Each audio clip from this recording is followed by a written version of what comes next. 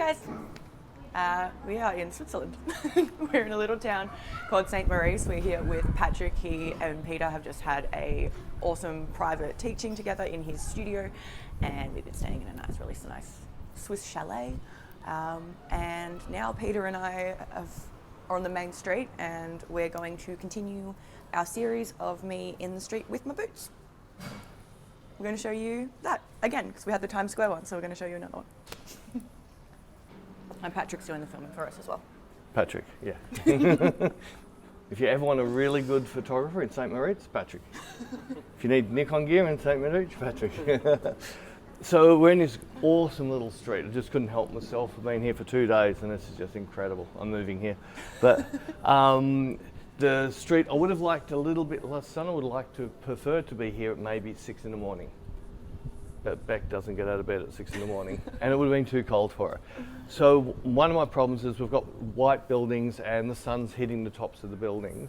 So I'm shooting on the Hasselblad today and I'm just going to get an exposure of, well, I've already pretty much got an exposure for Beck, and it's 400 ISO, 160th a second at 5.6. And then once I've got my final shot, I'm just going to quickly go down to 100 ISO, and then I'm going to superimpose the buildings a bit darker behind her, because this area here is fine, but once we get up to the buildings and the mountaintop behind, we're going to overexpose, and I would like to get a little bit more to see the full environment. I could do this with neutral density filters and things like that, but I'm not a landscape photographer, so I just do what I do. So we've roughed out where we're going to be, and pretty much I worked around here. This little light here would be a problem, so I made sure I was just behind it. We're getting another little light coming on the floor here. If this comes too much of a problem, we'll just move a bit past it. So do you want to jump on the grounds, and do you want to lose your I don't really want to lose my jacket. But your heat? Just pretend you're in the sun. Now, because Beck and I have done this a lot, this won't be a very long tutorial. Now I've got sun on me, so this is going to be terrible for you. Cool. Cool? Yeah. All right, so all I'm going to do is just check my exposures. That's nearly perfect. The only thing is I've got a little bit of black just above your arms. So you need to slide your arms up. Ah. No, just slide your arms up. And I have a hair tie on. You would never do that. Never would you put a hair tie on. No. Or I could just slide that down a bit. There you go. Yeah, just remember you're completely covered. Yep. So you can still slide your arms down a bit more, because I'm looking at the black now in the middle between your legs. Or if you bring your legs close. Okay, if you're bringing close, that's perfect. Cool. I'm just seeing them, no, in between your knees I can see, that's better. You comfy with that? Yeah. Yeah? That's really pretty. Arm needs to come down a fraction. There. Either knees need to be together. If you keep your knees together, your arm can move a bit more around. Okay. Beautiful, beautiful. It's really pretty. Awesome. Nah. So I see your side. Your pose is perfect. I really wouldn't just try and. I know, it's just. Yeah, I know. It's hard to model the way you've taught me how to model and then and then go stop. to this. Don't move. Like, really well, you can move a bit, but if you want to have an arm down, Yeah. you're just going to have to adjust your body behind your knee a little bit, okay? Or the hair. So knees need to be back together again, or you need to have an arm holder higher. I'm still getting a white. If you look down, see how you got. Maybe this top isn't the best. No, just put your knees together. That's it, perfect. So not comfortable. Isn't it? No. All right, so have your knees apart, right, and slide one arm up. Okay, just slowly slide it down. Down, there, perfect. Cool. Bring the other hand up to fill the gap. Fill the gap between your legs. Perfect. Just there, just like that's perfect. Cool. Stunning, stunning. Cool. That's really pretty. That's really pretty. Cool.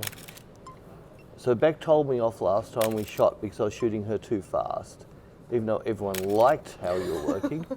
I'm just going to slow down. So now I'm it's a thing that I've started doing with models where I say to them, I'm the selfie. So I'm going to wait for you to give me that face, then I'm going to grab. That's really nice. I like that. I really like that. Beautiful. Nice. So I'm just watching Beck reset. Cool. Just going to check my pictures. Yeah, I've got her exposed perfect. I've lost the top of the houses completely. I reckon 10 or 15 more frames, I reckon we've got it. Yeah, cool. Serious? I normally like the hair behind, the wind behind. The wind's swapped round. Cool, that's really nice, that's really nice. Too much of it, I can see tops. Oh. Cool, that's it, perfect, perfect. Yeah, so this is a problem when you train a model just to move, and then you lock her down and don't move. That's really pretty, I like that, eyes, eyes, eyes. Stunning, stunning. That's really pretty, that's really pretty. I reckon we've got it. So all I'm going to do, Beck can even get out of the shot now. I don't even need her there. I'm just going to change my ISO from 400 down to 100. I don't want to change my aperture. I could change my shutter a bit, but I definitely don't want to change my aperture. It's going to move the focus plane. Do you want to get out of the shot though? Sorry? Car. She always wants to be in shot. So I've got highlight alert going off on the back of my camera, and even with this, there's a white wall there that I feel it's going off a lot. So I'm just maybe going to do 2 or 3 different exposures just in case I need to grab that bit of white wall, because I want to have detail in the walls.